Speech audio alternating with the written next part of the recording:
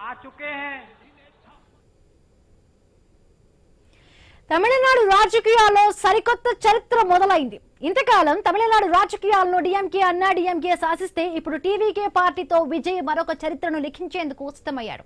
వెండి తెరపై రికార్డులను తిరగరాసిన దళపతి విజయ్ ఇప్పుడు రాజకీయ క్షేత్రంలోనూ జైత్ర యాత్రను కొనసాగిస్తూ ఉన్నాడు. ఎలాంటి రాజకీయ అనుభవం లేకపోయినా ఎన్నికల్లో పోటీ చేసిన తొలిసారి రికార్డును నెలకొల్పాడు. అయితే ఈ విజయం కేవలం వెనుక ఉన్న ఎన్నో ఆటుపోట్లు ఉన్నాయి. పార్టీ పెట్టినప్పటి నుండి ఫలితాలు వచ్చే వరకు ఆయన్ను అనేక కష్టాలు వెంటాడాయి. కరూరులో తొక్కిసలాట, సిబిఐ విచారణ, ఆఖరి సినిమా జననాయకన్ విడుదలకు ఆటంకాలు, వీటన్నింటికి మించి వ్యక్తిగత జీవితంలో విడాకుల వేతన.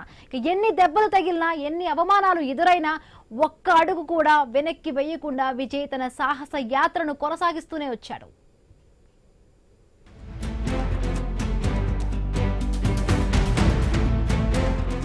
సినిమా రంగంలో అత్యున్నత శిఖరాగ్రాన ఉన్న సమయంలో తన కెరియర్ను పణంగా పెట్టి విజయ్ రాజకీయాల్లోకి వస్తున్నట్లు ప్రకటించారు. తమిళగ వెట్రి కళగం టీవీకే పార్టీ స్థాపనతో తమిళ రాజకీయాలు ఒక్కసారిగా వేడెక్కాయి. అధికారికంగా 2 ఫిబ్రవరి 2024న విజయ్ ఈ పార్టీని ప్రకటించారు.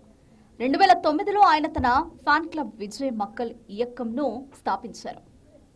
2021 స్థానిక సంస్థల ఎన్నికల్లో ఈ ఫ్యాన్ క్లబ్ పోటీ చేసింది. దీంతో ఆ తర్వాత 2024లో పూర్తి స్థాయి పార్టీగా విజయ్ టీవీకేని స్థాపించారు. అయితే విజయ్ పార్టీ పెట్టిన సమయంలో చాలా మంది విశ్లేషకులు అనుమానాలు వ్యక్తం చేశారు. ఒకవైపు డిఎంకే బలం, మరోవైపు అన్నా డిఎంకే చరిత్ర.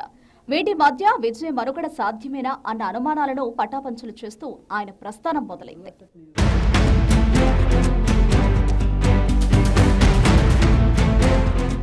విజయ్ తన పార్టీని 2024లోనే ప్రకటించినా గత కొన్ని నెలలుగా తమిళ రాజకీయాల్లో విజయ్ సెన్సేషన్ క్రియేట్ చేశారు. ఎన్నికలు దగ్గర పడుతున్న సమయంలో విజయ్ కార్నర్ మీటింగ్స్ ను ఏర్పాటు చేశారు.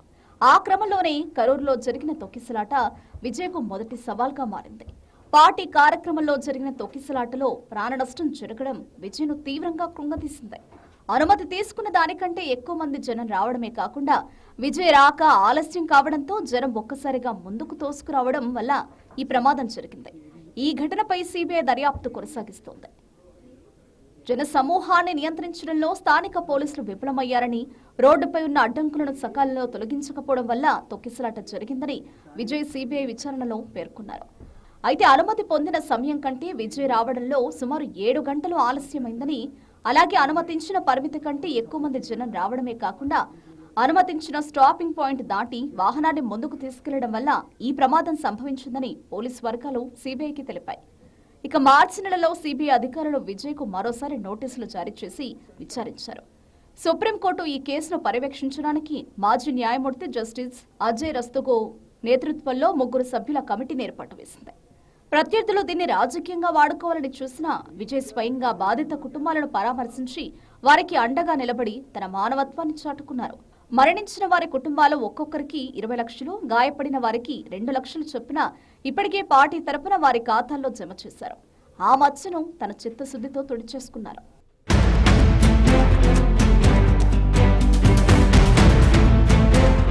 అయితే రాజకీయ అరంగేట్రానికి ముందే విజయ్ తన ఆఖరి చిత్రం జననాయకన్ ద్వారా ప్రజలకు ఒక సందేశం ఇవ్వాలని భావించారు.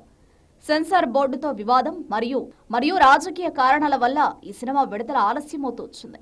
సినిమాలోని కొన్ని రాజకీయ డైలాగులు, హిందూ ముస్లిం అంశాలు, సైన్యానికి సంబంధించిన గుర్తులపై సెన్సార్ బోర్డు అభ్యంతరం వ్యక్తం చేసింది. సుమారు 50కి పైగా రాజకీయంగా సున్నితమైన డైలాగులను మ్యూట్ చేయాలని 27 చోట్ల కట్ చెప్పడంతో వివాదం కోర్టుకు చేరింది. జనవరి 9న విడుదల కావాల్సిన ఈ చిత్రంపై మద్రాస్ హైకోర్టులో సుదీర్ఘ వాదనలు జరిగాయి. సింగిల్ జడ్జి ఇచ్చిన ఉత్తర్వులపై డివిజన్ బెంచ్ స్టే విధించడం వంటి పరిణామాలతో విడుదల నిలిచిపోయింది. తమిళనాడు అసెంబ్లీ ఎన్నికల నేపథ్యంలో ఈ సినిమా విడుదల తన పార్టీకి మైలేజ్ ఇస్తుందనే ఉద్దేశంతో ప్రత్యర్థి పార్టీలు కావాలని అడ్డుకుంటున్నాయని విజయ్ బహిరంగంగా ఆరోపించారు. సినిమా ఆలస్యం కావడంతో దాదాపు 50 కోట్ల వరకు అడ్వాన్స్ బుకింగ్స్ డబ్బులను రీఫండ్ చేయాల్సి వచ్చింది. అలాగే అమెజాన్ ప్రైమ్ వీడియోతో ఉన్న భారీ ఓటీటీ ఒప్పందం కూడా రద్దయింది. సినిమా థియేటర్లోకి రాకముందే ఏప్రిల్ 2026లో హెచ్డి క్వాలిటీలో ఆన్లైన్లో లీక్ కావడం పెద్ద దెబ్బగా మారింది. అయితే అన్ని అడ్డంకులు దాటుకుని మే 8న ఈ సినిమా ప్రపంచవ్యాప్తంగా విడుదలయ్యే అవకాశం ఉంది. ఒక సినిమాను అడ్డుకోవడం ద్వారా తనను అడ్డుకోవచ్చని భావించిన వారికి విజయ్ తన మౌనంతోనే సమాధానం చెప్పారు.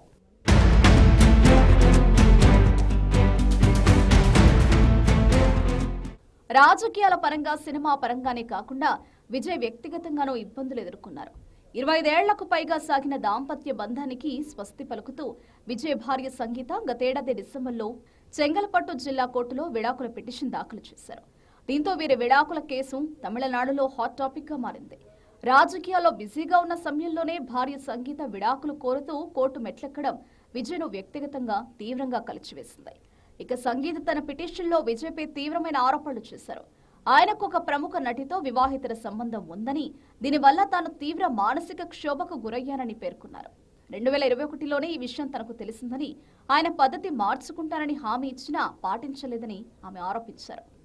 విజయ్ తనను మానసికంగా వేధించారని, కొంతకాలంగా తనతో మాట్లాడడం లేదని, తనను నిర్లక్ష్యం చేశారని ఆమె పిటిషన్లో పేర్కొన్నారు.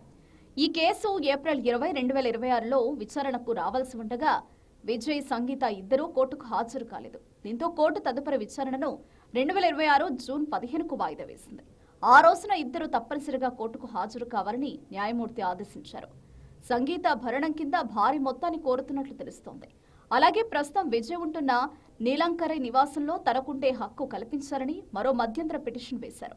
ప్రత్యర్థుల విడాకుల కేసుని విజయ్ క్యారెక్టర్ను దెబ్బతీయడానికి వాడుకున్నారు. కానీ తన వ్యక్తిగత బాధను ఎక్కడా బయటపడనీయకుండా పబ్లిక్ మీటింగ్స్ లో అదే చిరునవ్వుతో ప్రజలను పలకరిస్తూ తన గుండె నిబ్బరాన్ని చాటుకున్నారు. వ్యక్తిగత జీవితంలో వివాదాలు ఉన్నప్పటికీ రాజకీయాల్లో ఆయనకు ప్రజల నుంచి భారీ మద్దతు లభిస్తోందని ఈ ఎన్నికల ఫలితాలు నిరూపించాయి. తన వ్యక్తిగత సమస్యల గురించి ఎవరూ ఆందోళన చెందవద్దని, తన దృష్టంతా రాజకీయాలు తన చివరి సినిమా జననాయకన్ పైనే ఉందని విజయ్ గతంలో పలుమార్లు వ్యాఖ్యానించారు.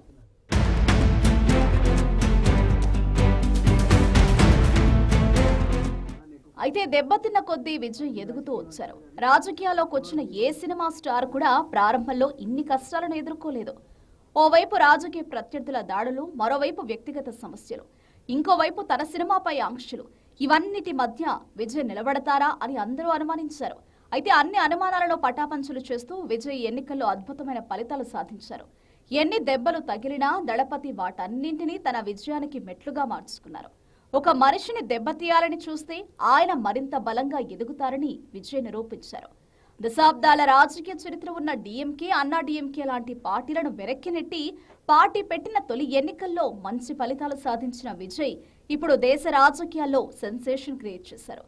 ద్రవిడ కోటలో విజయ కేతనం ఎగురవేసిన ఈ దళపతి రేపటి ముఖ్యమంత్రి పీఠాన్ని అందుకుంటారా? వేచి చూడాల్సిందే.